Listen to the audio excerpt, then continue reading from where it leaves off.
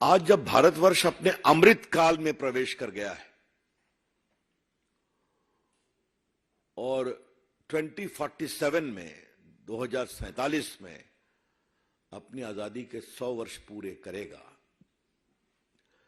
तो हमारे लोकप्रिय प्रधानमंत्री नरेंद्र मोदी जी ने एक बहुत बड़ा आह्वान किया है। जब अमृत काल 75 ईयर्स चल रहा है, उन्हें 3 आह्वान किया है। परिवारवाद भारत छोड़ो, भ्रष्टाचार भारत छोड़ो, तुष्टीकरण भारत छोड़ो। Rampant family rule in politics, quit India. Stinking corruption, quit India. Appeasement politics, quit India. आज हम आपके सामने आए हैं ये बताने के लिए कि ये क्यों आवश्यक है। देश के लोकतांत्रिक अस्तित्व को अगर बचाना है तो इन तीनों को भारत छोड़ना पड़ेगा। If the democratic fabric of the country is to be safeguarded, these 3 ills, namely family rule, corruption and appeasement, have to quit India. अगर देश की राजनीति में शुचिता को बचाना है, प्रोबिटी, प्रोप्राइटी, तो इन तीनों अभिशापों को भारत छोड़ना पड़ेगा।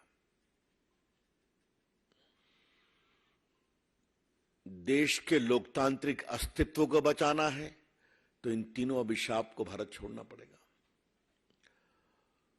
अगर देश के राजनीति में शुचिता लानी है तो इन तीनों अभिशाप को भारत छोड़ना पड़ेगा। और मैं अब इसको स्पष्ट करना चाहता हूं। परिवारवाद का मतलब क्या है? कोई किसी परिवार से जुड़ा व्यक्ति इलेक्शन लड़ता है, हमको इस पर कैसे आपत्ति कर सकते हैं। लेकिन परिवारवाद का मतलब है नेता का बेटा पार्टी का नेता बनेगा या बेटी। सिर्फ नेता ही नहीं बनेगा,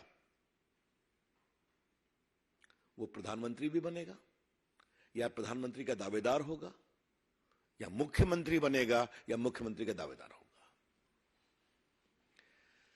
इसे हम कहते हैं परिवारवाद, जहां साधारण पार्टी के कार्यकर्ता नेताओं के लिए कोई जगह नहीं है।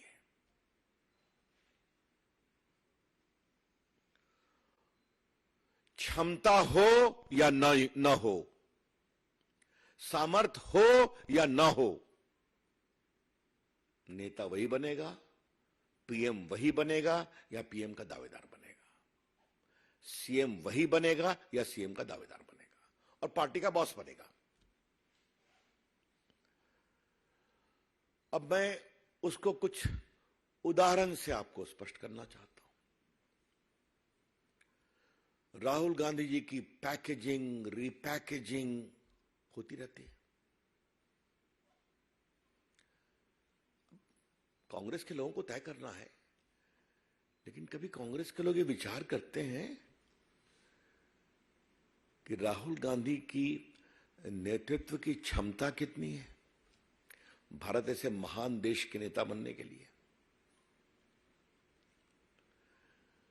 कल हम लोग भी संसद में उत्सुकता पूर्वक प्रतीक्षा कर रहे थे, क्योंकि कांग्रेस का ऑफिशियल ट्वीट आया, जन नायक राहुल गांधी बोलने वाले हैं। अब थोड़ा हम लोग आश्चर्य में पड़ गए। संजय जी और हम दोनों लोकनायक जयप्रकाश के सिपाही रहे हैं बिहार में आंदोलन में, तो लोकनायक तो सुना था, अब जननायक एक नया नाम आ गया। आप लोगों को मालूम होगा, बिहार में एक बहुत लोकप्रिय नेता हुआ करते कर्पूरी ठाकुर,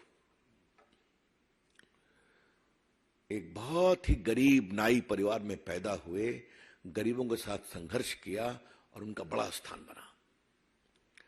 उनको बिहार की जनता ने और देश ने कहा जननायक, तो कल साहब जननायक बना दिया इनको।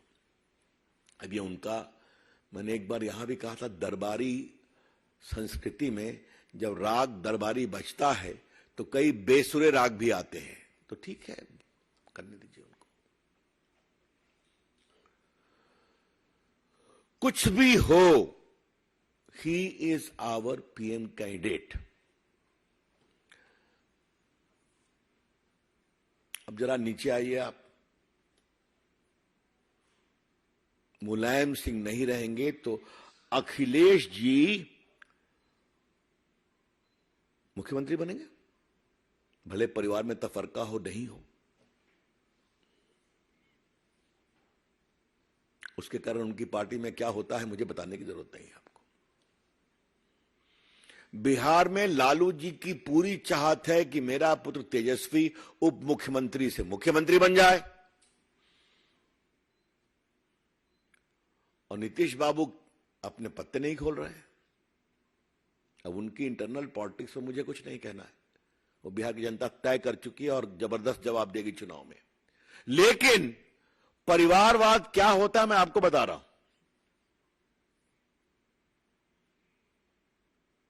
तो मैंने केंद्र बताया, मैंने उत्तर प्रदेश बताया, मैंने बिहार बताया। आप जरा बंगाल चलिए। बंगाल में गया था, जो अत्याचार ग्राम पंचायत चुनाव में हुआ था, देखने के लिए। वहां ये आम चर्चा है कि अभिषेक अपनी पारी के इंतजार में बेसब्र हो रहे हैं। अब वहां पुत्र नहीं है तो भतीजे आ गए। अब जरा दक्षिण चलिए। तमिलनाडु में कौन राज कर रहा है? तो करुणानिधि के पुत्र हैं। थोड़ा बगल में आइए तो तेलंगाना में बार बार यह स्वर सुनाई पड़ता है कि अब मुझे राज करने दिया जाए, बहुत हो गया, 10 साल से मैं वेट कर रहा हूं। आप खुद समझ रहे हैं मैं क्या कह रहा हूं। तो ये पूरा जो है परिवारवाद का एक छोटा नक्शा मैंने आपके सामने रखा है। परिवारवाद मतलब पार्टी का नेता पिता या माता जी के बाद पुत्र या पुत्री बनेगी, प्रधानमंत्री बनेंगे या प्रधानमंत्री के दावेदार बनेंगे, मुख्यमंत्री बनेंगे या मुख्यमंत्री के दावेदार बनेंगे। इसका दूसरा विभत्स स्वरूप क्या है? कुछ करना नहीं है, गद्दी तो मेरी है। तो ना लोकतांत्रिक उत्तरदायित्व है ना कुछ और है। कुछ भी कर लो, मेरी अपनी जगह तो रहेगी, बिल्कुल रहेगी। तो family rule is inherently undemocratic and irresponsible. परिवारवाद आदतन अलोकतांत्रिक और गैर जिम्मेवार होता है। ये बात मैं कहना चाहता हूं। So this is the new